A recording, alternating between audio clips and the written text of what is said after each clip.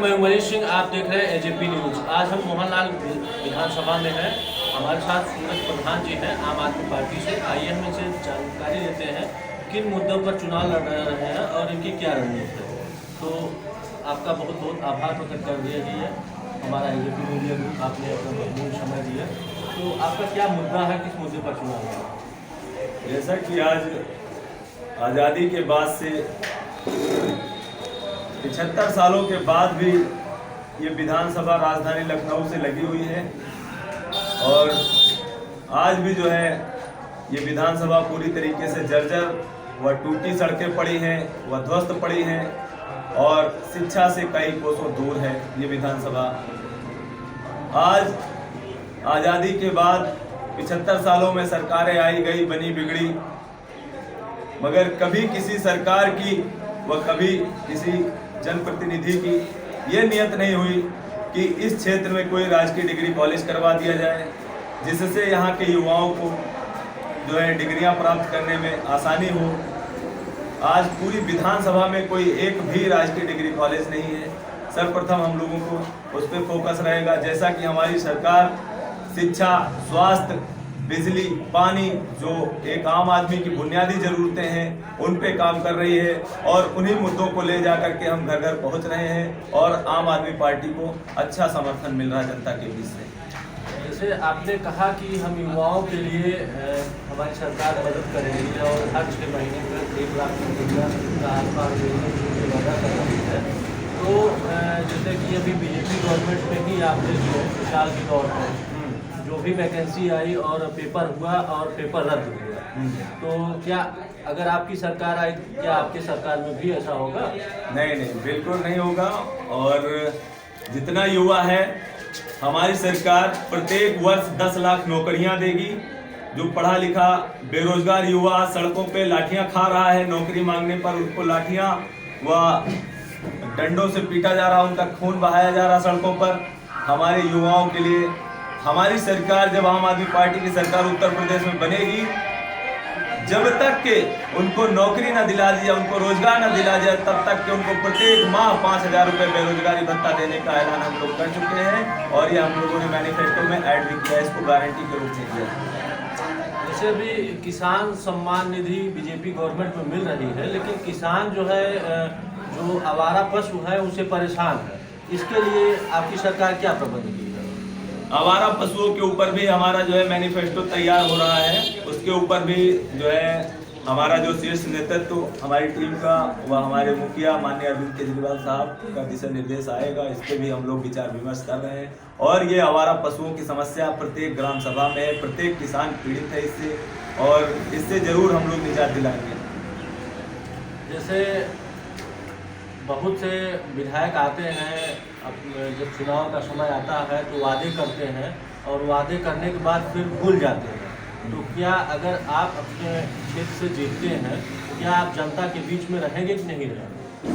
बिल्कुल जनता के बीच में रहेंगे, क्योंकि हम क्षेत्रीय हैं। जितने भी आज प्रत्याशी इस विधानसभा में लड़ रहे हैं मोहनलालगंज में, कोई सब प्रत्याशी बाहर के हैं।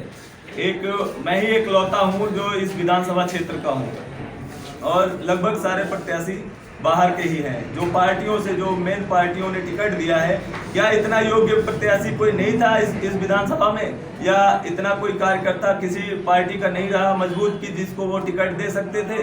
क्या जो कार्यकर्ता है वो प्रत्येक दिन जो है दरी और दरी बिछाने के लिए, झंडा डंडा उठाने के लिए बने हुए हैं? आज आम आदमी पार्टी ने एक क्षेत्रीय आदमी को बनाने का जो है काम किया है, क्षेत्रीय आदमी को जो है टिकट देने का काम किया है, वो मैं हूँ सूरज प्रधान के रूप में। कहने का मतलब और लोग जो आते हैं वादे करके चले जाते हैं और जनता को बेवकूफ़ बनाने का काम करते हैं।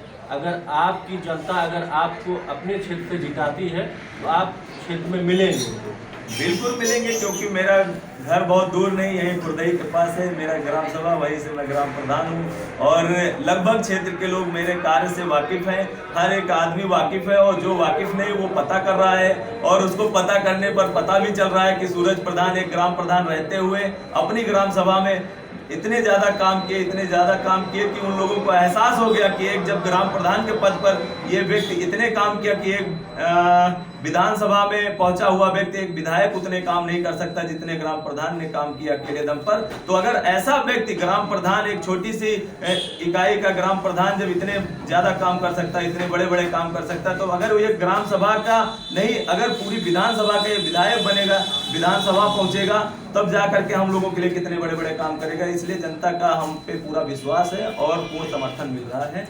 हम लोग निश्चित ही जीत करके आएंगे। और एक क्वेश्चन है, और आखिरी क्वेश्चन है, जैसे कि बीजेपी सरकार ने अभी 5 वर्षों में, विगत 5 वर्षों में जो भी काम उत्तर प्रदेश में किया है, वो स्वयं की सोच बता रहे हैं कि उस पर आपकी क्या राय है?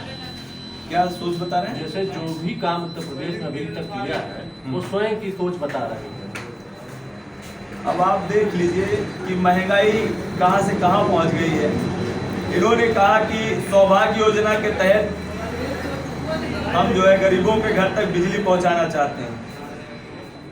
आप बिजली के देख लीजिए, जो बिजली, महंगी दरों की बिजली आज गरीब परिवार खरीदने के लिए सक्षम नहीं है और पीड़ित है। इन्होंने कहा कि हम उज्ज्वला योजना के तहत माताओं बहनों के आंसू पोंछना चाहते हैं। आंसू पोंछने के चक्कर में जो 400 रुपए का सिलेंडर था, उसको ये ले जा करके 950 रुपए का और 1000 रुपए तक के पहुंचा दे, 1100 रुपए तक के खरीदवाया है इन लोगों ने। तो महंगाई को देखिए, कड़वा तेल जो है 80 रुपए से ले जा करके जो है 220 से लेकर के 250 रुपए किलो तक बिकवा रहे हैं। हर एक चीज को महंगा कर दिया। मैं मोबाइल के रिचार्ज से लेकर के टीवी के रिचार्ज तक आज ऑनलाइन बच्चे पढ़ते हैं, और जो गरीब परिवार हैं मोबाइल का रिचार्ज तक नहीं करा पा रहे हैं, नेट पैक नहीं करवा पा रहे हैं। दूसरा ये है कि हमारे बच्चे पढ़ नहीं पा रहे हैं।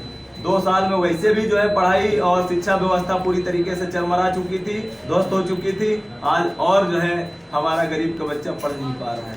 नहीं, बीजेपी सरकार कह रही है कि जो कोविड-19 आया उसके कारण महंगाई बढ़ी है, इसकी आपकी क्या राय है? नहीं, महंगाई बढ़ी तो कहीं न कहीं जो है जमीन पे जो सुविधाएं हैं उनको तो देना चाहिए। कहाँ इलाज मिल पाया बताइए? ऑक्सीजन सिलेंडरों की कहीं पूर्ति हो पाई?